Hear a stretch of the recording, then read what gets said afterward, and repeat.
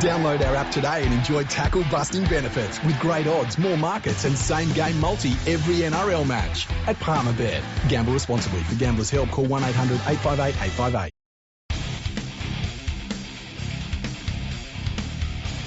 Welcome everyone to episode 414 of Fergo and Freak. I'm your host, the Glorious League Freak, and I don't think anybody saw that result coming up in State of Origin 2.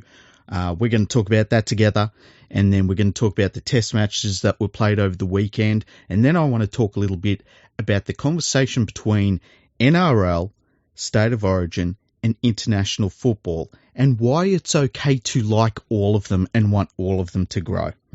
Now, first of all, New South Wales has run out with a gigantic scoreline over Queensland, 44 points to 12 over there in Perth. It was a sellout crowd there in Perth. Absolutely amazing to see if you're a New South Wales supporter, not so much if you're a Queensland supporter.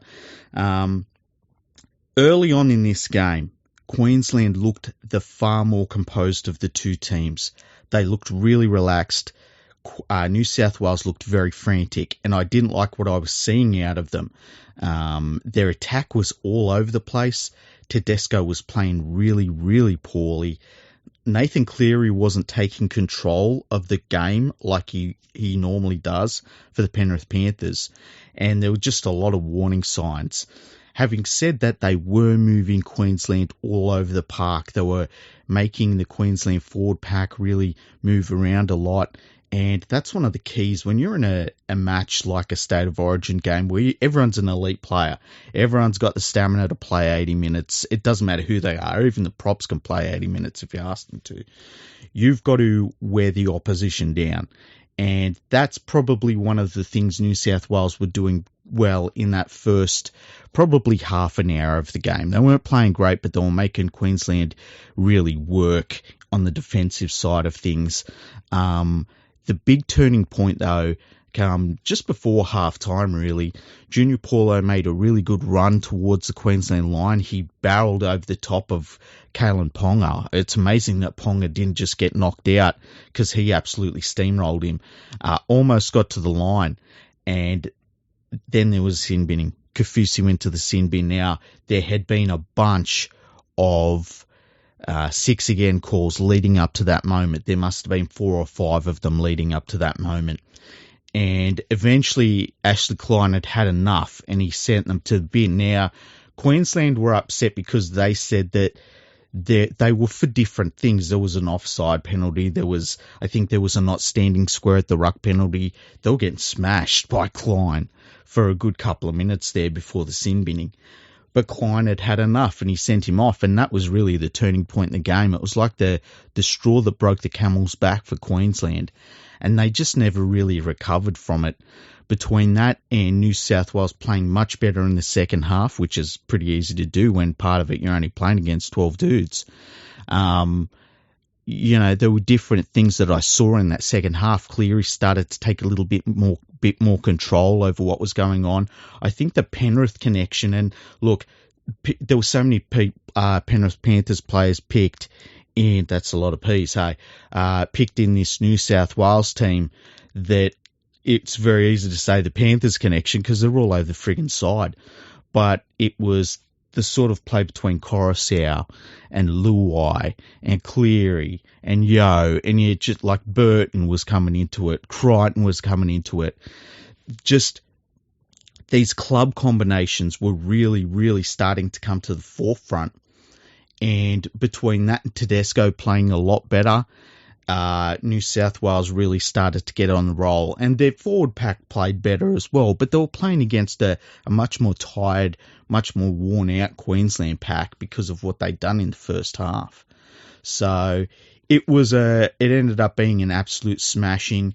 When you saw Cleary start to run the ball in the second half, and he's such a good ball runner, like I don't think I've ever seen a halfback that knows when he decides to run the ball and he really goes for it, he is very, very hard to stop. I've never seen a ball runner like him as a halfback, and we've seen some really good ball runners at halfback. So that was an interesting part of the game. One of the things I was really paying attention to, especially in the second half, because Cleary had another poor first half, was the way that Cleary was controlling the team. Now, he did it a little bit better in the second half, but he's still not controlling this team like he does the Panthers, where he controls everything for the Panthers. He tells everyone where he wants them to be. He doesn't do that as much for New South Wales, and I think he needs to. I think one of the things that puts him off is the way that Tedesco is so dominant in his calls to get the ball. Now, that's not a criticism of Tedesco. Tedesco is a great player. You want him to have the ball as much as possible. But I think that it's something that Cleary normally doesn't have to deal with as a player. And I think it needs to be something he really becomes more comfortable with. Now, I think he did in the second half, but I still want to see him become more dominant with the play calling, telling his team where he wants them to be. And part of me thinks that comes down to coaching with Brad Fittler. If I'm Fittler, I need to work this part of it out, because this part of it is what will be the key for New South Wales for maybe the next decade. You know, we know that Cleary is going to be the New South Wales halfback unless somebody comes along that is just like an Andrew Johns level halfback. Like, that's what it would take. So this is something New South Wales needs to work out. I would personally hand the keys of the car over to Nathan Cleary, because we know he can get the job done. And I think that a player like Tedesco, you could put him in any team. It doesn't matter how dominant the play callers are. He's going to make things happen. I think for Tedesco, he needs to start picking and choosing a little bit more when he asks for the ball, because I thought in the first half he maybe called for the ball a little bit too much, and when he isn't able to get it done in those circumstances, it kind of bogs down the attack, makes it all very, very scrappy. Now, as I said, this isn't criticism of either player. I think it's just two great players that have to work with one another and work out what they've got to work with one another. It's a nice problem to have, really. So, yeah, that was something that stood out for me. As for the result going into Game 3, I don't think that you can look at it and say New South Wales are that much better of a team than Queensland. I think that this is just one of those games that went against Queensland. Queensland really didn't do anything in that second half, which was unfortunate for them. But yeah, I think it's one of those ones where Queensland will forget that game, and I think New South Wales, to a certain extent, have to forget that game as well, because this third game is going to be a different beast altogether. Although if I was New South Wales, I would keep the same lineup.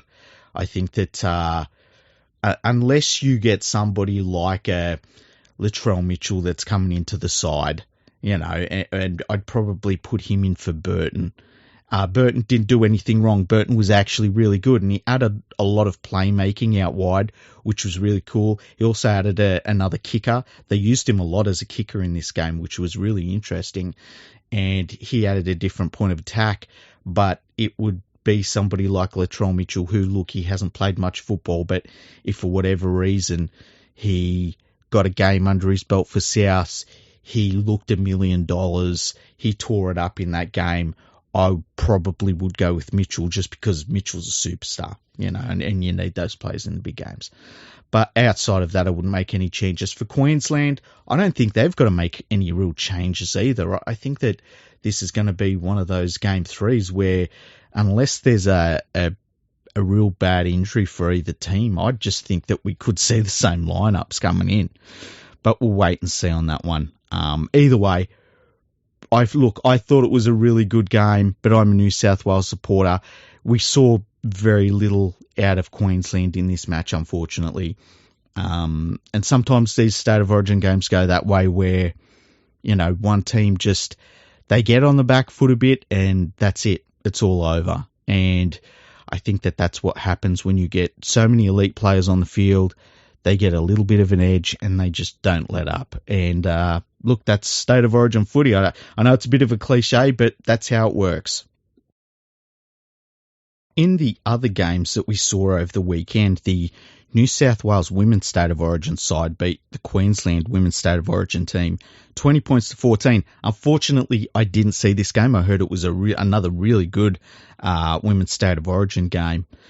And there were calls for people saying it should be a 3-game series. Now, I used to call for it to be a 3-game series as well. But apparently it can be a little bit more taxing for the women's players to play 3 games unless you really break them up quite a bit. And so they need a little bit more recovery time from the male players, which is something I would never have thought of, hey, but it kind of makes sense when you think about it. I think it would be cool to have 3 State of Origin games, but because the women's season is so short, it's not like you can break up the women's NRL season and have a few weeks in between. And it's a lot to ask of the female players as well to play these. I mean, these games are brutal. You just got to watch these games and you see that the women's players are really, really, like, it's crazy. It's the best sport you can watch. It's the best women's sport you can watch is women's rugby league. They go at it. There's so much skill. I think for now, 1 game is not too bad because you've got to remember that we're going to get back to a schedule where we're playing New Zealand a lot more and we've got, Tonga and PNG and teams like that we can play on a regular basis now that the whole COVID thing's over with. So I think that needs to be a bit more of a focus for the women's game. But yeah, it was good to hear that it was a good contest. It was good to see New South Wales won. It was a New South Wales clean sweep this weekend, just saying. So that was interesting. Now, the other test matches I mentioned in the lead up to during the week, Lebanon beat Malta 30-4. I heard that was a poor game. New Zealand played Tonga. I watched this game. Interesting game. I thought that I was surprised by the scoreline. New Zealand looked really, really, really good. They looked like a team that had a lot more time together than they actually did. And I think that that's a really good sign when you look towards the World Cup, because one of the things for the Kiwis is sometimes they come into a camp and they just don't get it together. That this New Zealand team, and it's a veteran team, there's a lot of winners in this team, that this New Zealand team was able to gel so quickly and look so good against such a good opposition. It's a great sign for the World Cup. 20 points to 6 to New Zealand. The scoreline probably flatters New Zealand a little bit. Tonga wasn't that bad. It was just that New Zealand was so good. The thing about Tonga I was impressed with is that unlike what you would have seen maybe 8 to 10 years ago where a team like Tonga would have fallen apart and they would have had 40 or 50 put on them by New Zealand, they didn't. They really took the game to New Zealand. It's just New Zealand's defence was fantastic. Their attack was they were just great across the park. Joseph Manu, I think I saw that he ran for something ridiculous. Here we go.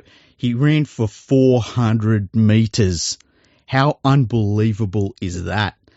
Manu is going to be interesting when he gets to the World Cup, because all I was thinking watching Manu was that, opposition teams, especially from the Northern Hemisphere, are going to look at him and say, well, New Zealand have a centre playing at fullback. That's not very good for them. And they'll have no idea that this guy's one of the best fullbacks in the game. He's $1 million fullback in rugby league. I can't believe another team hasn't gone to him and said, look, dude, turn down $1.2 million a year to come to our club. That's what I would do if I was the Dolphins. If I was the Redcliffe Dolphins, I'd go to Joey Manu and say, hey, dude, move up to Redcliffe, play for $1.2 million a year. We're ready to rock and roll. Take the money. This game, it kind of flattered New Zealand a little bit. Not that they didn't deserve the big victory, but I just thought that Tonga was very, very good in this game. The one thing I liked about them is they didn't just completely capitulate, which you've seen in the past. So they'll be better for this run. They haven't played for a long time together, and I think they ran into a Kiwis team that was surprisingly good in this one. Now, other games during the weekend, Samoa played the Cook Islands. I didn't see a great deal of this game. I saw a lot of it early on. Samoa, they were the more talented team. The Cook Islands, as always, punching above their weight. Incredible nation, the Cook Islands, how much rugby league talent they turn out for such a small place.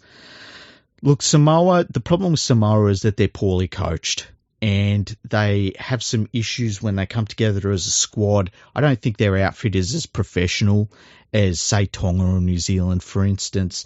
And that's a real shame because Samoa should be on their level and they're just not. But it was good to see them get a solid win, as they should have against the Cook Islands. Now, the last game which I did see was Papua New Guinea versus Fiji. By the way, that Samoa scored 42 points to 12. Papua New Guinea beat Fiji 24 points to 14 in a really, really high quality contest. This was a fantastic game. Great defense, great attack. It was top notch. Really one of the best test matches you would see in rugby league. I think the difference between these two teams is the PNG team. I saw a lot of the influence that they get out of playing in the Queensland Cup, and that come from their high completion rate. In the past, and once again, we go back, say, 8 to 10 years, you would see a team like Papua New Guinea and they would have all of the effort, but there would be details in their game that would let them down. Drop balls, poor decisions in poor field position. So like trying to kick out of their own end with a short kick and things like that.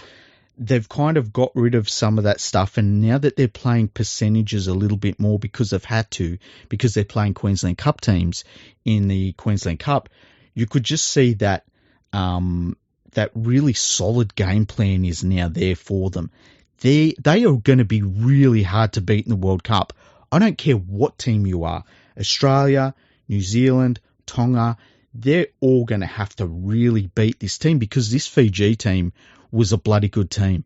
And in watching this contest, all I could think of was how you think of the World Cup and you get to the pointy end of the World Cup. You've got Australia, you've got New Zealand, you've got Tonga, you've got Fiji, and you've got Papua New Guinea. If Samoa gets it together, you've got Samoa, but they're probably on a level below those teams. But you've got 5 teams that legitimately should all be saying, we have to be a semi-finalist. We've never had that before in the Rugby League World Cup. There's more quality teams now in Rugby League and International Rugby League than there has ever been before. Those 5 teams into 4 spots is not going to go. We're going to see really good teams get knocked out early on just because they're playing other good teams. And I really wouldn't be shocked if we see, like if we saw a final that ended up being like Fiji versus Tonga, I just wouldn't be shocked. If it was Papua New Guinea versus New Zealand in the final, I would not be shocked. And a lot of these games are going to be like a toss of the coin game. It's going to be so cool to see that in the World Cup for really the first time ever. And the other thing that really struck me with these games watching them was that when you look at the quality of them and the ferocious defense and the way that these teams attack and can break each other down, and their kicking games are a lot better, and like the quality players that are in all of these teams now, especially around the halves, I don't think Northern Hemisphere teams have any idea what is about to hit them. The depth of talent that these teams now have is absolutely outrageous. In the past, where you would have these international teams and you would say, oh, they're a pretty good team. They've got 3 or 4 guys that have played NRL footy in them. They've got a couple of Super League players in them. Now you look at the team and there's players that have NRL experience that can't make the side. It's outrageous, and it is amazing for international football. And, man, the World Cup is going to be really cool at the end of the year, and I think we are going to see some Northern Hemisphere teams get put to the absolute sword. And it should be a wake-up call for these teams, because I watched the England versus Combined Nations All-Stars made-up team a couple of weeks ago, and England didn't put in performances like these teams did. These teams would have absolutely destroyed that Combined Nations side 60 points, easily. So it's going to be really interesting to see what happens at the end of the year. Now, on to a different discussion, but it's somewhat related. When I was on Twitter and I'm watching these international games, and I started seeing people shitting on State of Origin football, and they were saying, well, it shouldn't be the be-all and end-all, and people shouldn't enjoy it as much, and they should all be enjoying these international games, and, Australia shouldn't be so focused on it, and all this sort of stuff. And, then I saw other people that their argument was that so much focus is on State of Origin football for Australia that they don't allow internationals to be played, which was weird because I was watching international football at the time.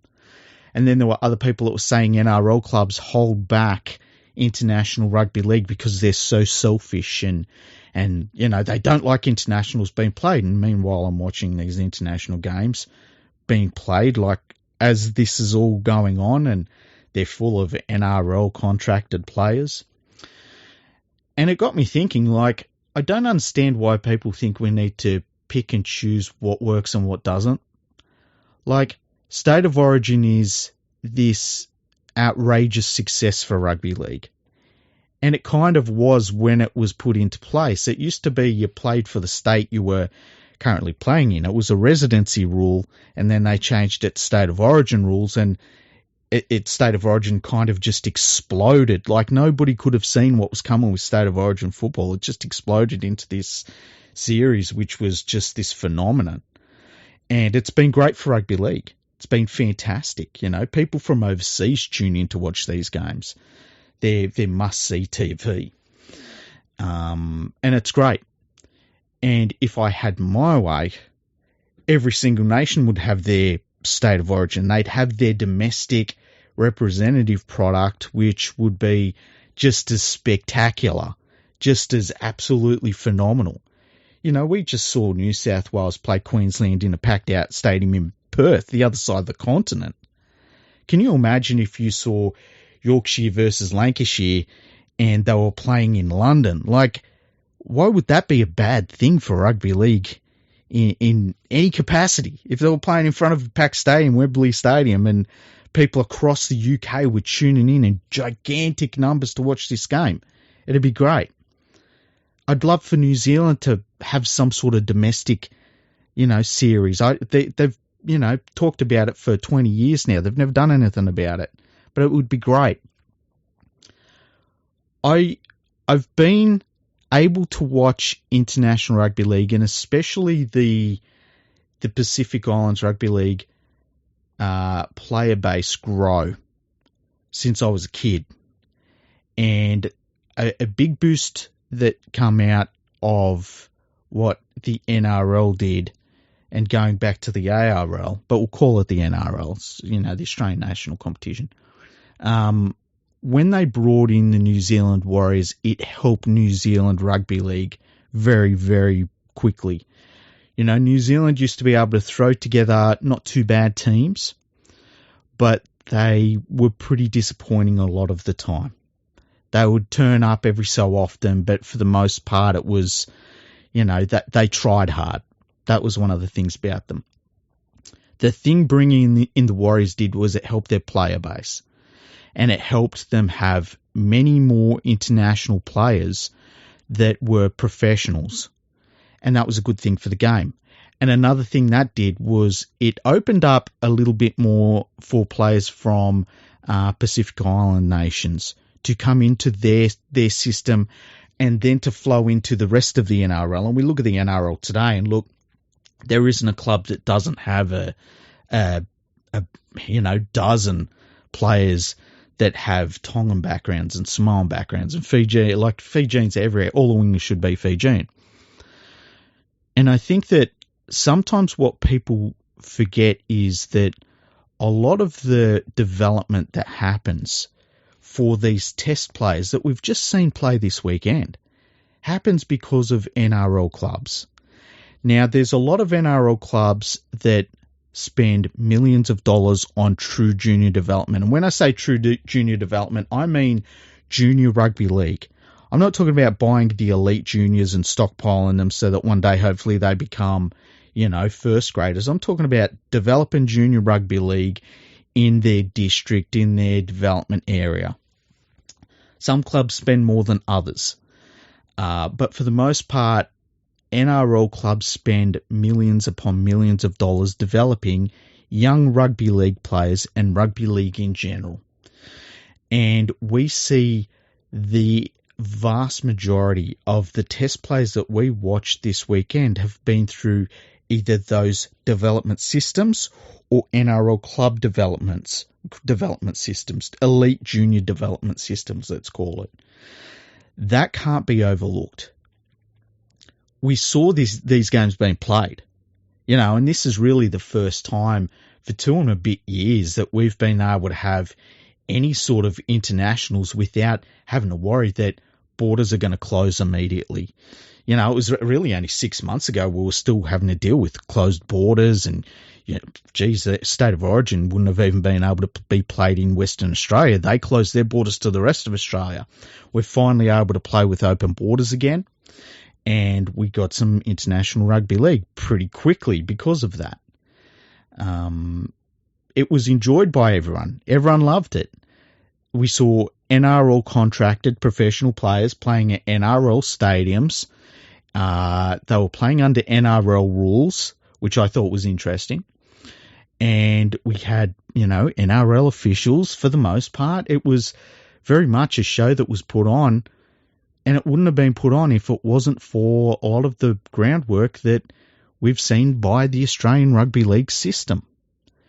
Now, the talent's there, the raw talent's there, and we've seen that rugby league is one of those cool games where if you get an athlete very early on and they decide to choose rugby league, they will become a great rugby league player. We're very lucky with rugby league that we really know how to develop talent. It's a fantastic part of the sport.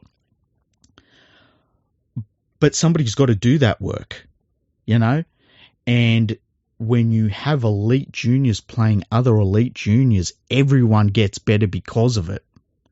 That's why I think the under-20s competition should come back for the NRL.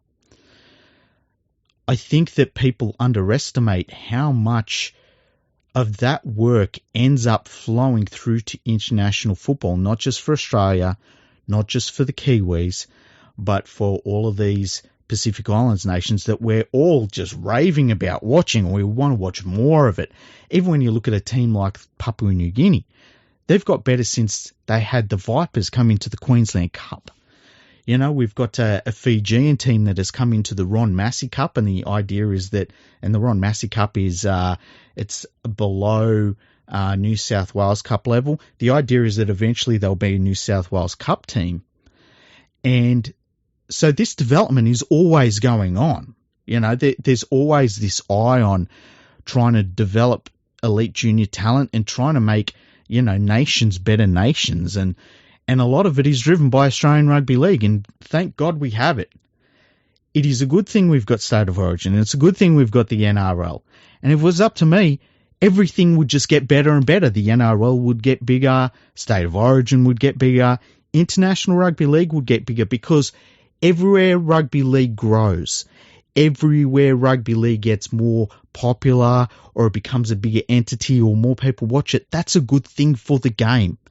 And if you're choosing one thing over the other, what are you doing? How could you not like seeing a packed stadium in Perth for a State of Origin game in the same weekend that we saw a packed stadium in Auckland for a test match between New Zealand and Tonga? Even 15 years ago, if somebody had said that to you, you'd be like, there's no way. That's science fiction stuff for rugby league. That's not going to happen. And yet here we are. Everything that grows is good for rugby league. Every time we see something get huge for rugby league, it is a good thing. And I think that when we see people attacking these moves to make something successful in the game, I think what we're seeing is maybe short-sightedness or jealousy or something. I don't know, because isn't it all supposed to be good for rugby league? Isn't a bigger NRL better for rugby league? Isn't a bigger State of Origin better for rugby league? Isn't a bigger Test footy better for rugby league? Like, the more, bigger women's rugby league is better for rugby league. At no point should you be looking at anything and saying, you know what, if we downsized the NRL, if we downsized that, it would be good for rugby league. It's like, what are you fucking talking about? That makes no sense whatsoever. And talking about the focus, like, that everyone loves watching State of Origin, somehow that's a bad thing. Why? People have got their eyeballs stuck on rugby league. Isn't that a good thing? Like, I don't care what rugby league they're watching. I don't care if it was if the biggest game in the rugby league world was Toulouse versus the Catalan Dragons, I'd be like, man, let's hope it gets bigger and better. If that's the weird thing that the entire world wants to focus on, let's all focus on it. Let's make it the biggest we can. Play it in the biggest stadiums we can. Like, it doesn't matter. As long as rugby league is getting bigger and better and more widely watched and more widely accepted, that's what we should be aiming for. And I don't care what vehicle it is that gets in there. I don't care what the Trojan horse is painted in, whether it's in international colours, club colours, or state colours, county colours. I don't give a shit. But get people watching rugby league. That's the main thing. And I don't understand those people that try to attack, like, the success of State of Origin, which generates so much money for the game. Or the success of NRL clubs, which is, that the NRL is now this $1 billion competition. Like, why is it bad for rugby league to have this $1 billion sporting competition? Shouldn't we all be aiming for that? Isn't that the aim of Super League? Isn't that the aim of everyone? I don't understand the attacks on successful things in rugby league. It's kind of weird to me. I get it if something is poorly run, or like you look at that England playing an All-Stars team, which they make up. Like, that's silly. That's just silly. I think that the thing, I think back to Yorkshire playing Lancashire. Yorkshire playing Lancashire, and, they tried to make their own origin with that. It didn't quite stick. And I was sad that it didn't stick, but for whatever reason, it just didn't capture it. It just didn't capture whatever it is you've got to capture to get people involved. It just didn't have that extra thing. I wish it did, but it didn't. But I would love to have seen that get bigger. I think that for, say, the Northern Hemisphere, they should be geared towards more international football, because I just think it's easier for them to play international football. For most of you look at Wales, Ireland, England, Scotland, they don't have to travel far to play one another. France doesn't even have to travel that far, to be honest with you. But we need to grow everything. We need to grow absolutely everything. We need to grow touch football. Just get people involved in rugby league. And to attack one thing over the other, I think it's just silly, and it's not needed. And I think people need to start rethinking the way they look at football like that. Anyway, that's the end of the podcast. Thank you for listening. I hope you enjoyed the representative round. I thought it was really cool. I know that they've said that they're not bringing it back next year because of the new broadcasting arrangements and stuff. Hopefully they can sort that out. I would love them to sort that out. But if we don't have representative rounds like this, hopefully there's something done with the end of this season. And I would like to see as many different games with many different teams. Just, like, how cool would it be next year if we had a Pacific Nations Cup or something with Australia, New Zealand, Tonga, Samoa? It'd just be so cool. Like, all of those teams, just get them together. Because, look, let's be fair. This is the part of the world where rugby league is really thriving at the moment. And I think we need to really just keep pushing that forward and doing what we can in this area of the world. And hopefully everyone else gets their act together and does it in their areas of the world as well. Anyway, thank you for listening. The next episode will probably be our preview for the upcoming NRL round, and we're going to try and get more episodes out more frequently as the season sort of ramps up. And then obviously we head into State of Origin 3. I'll try and get a few guests in as well coming up in the next few weeks. I know I've been a little bit slack about that. Anyway, thank you for listening, and tell your friends to follow the podcast. Check out my Patreon page. It's patreon.com/leaguefreak. Check out leaguefreak.com. Check out rugbyleagueproject.org. Check out fergoandthefreak.com. And then check out Rugby League podcastingnetwork.com as well. You'll love all of those websites. They're highly recommended by me because I own all of them except one. Thanks for listening. Talk to you soon.